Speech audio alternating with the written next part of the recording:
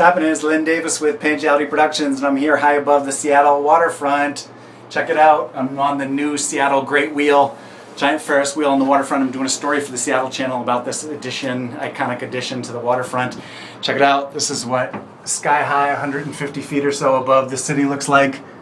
They're totally enclosed, air-conditioned gondolas, and producing this story for the Seattle channel for a program called City Stream that I do stories for. The gondola goes out over the water, which is pretty cool.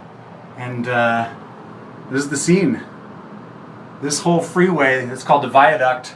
I think in 2001 it cracked in an earthquake, and that's going to be replaced in the next 5 to 10 years by a deep bore tunnel that's going to be the deepest of its kind anywhere in the world. You know, it's like a $5 to $10 billion project or something crazy like that. And the waterfront, I guess much like the city of Boston, once that comes through, the idea being that this will turn into a green belt. We'll see how well that shakes down, but certainly over the next decade, the Seattle waterfront will be changing. That's the port of Seattle off in the distance, ships coming and going, bringing cargo from all over the world. The football and the baseball stadium, soon to be the new home of the Seattle Supersonics.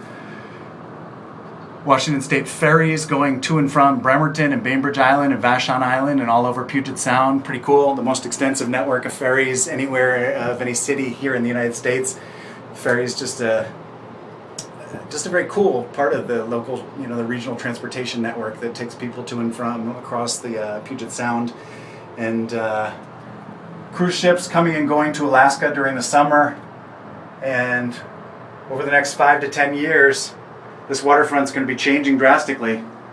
I think some of it will be, there's a lot of disappointment that it's going to just promote a new culture of cars, and that $5 to $10 billion it's going to take.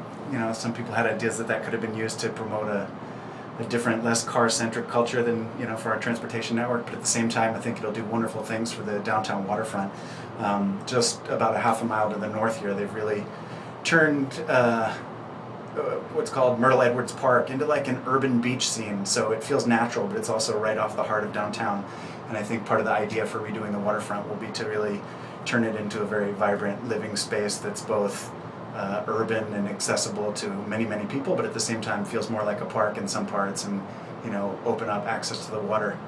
So that'll be cool. I think the streetcar will come back, and the tunnel will be a trip. And it'll be interesting to see how that influences our region. What impact it has on traffic as well as just moving people. It's going to cost a lot of money to take it, and you're not going to be able to get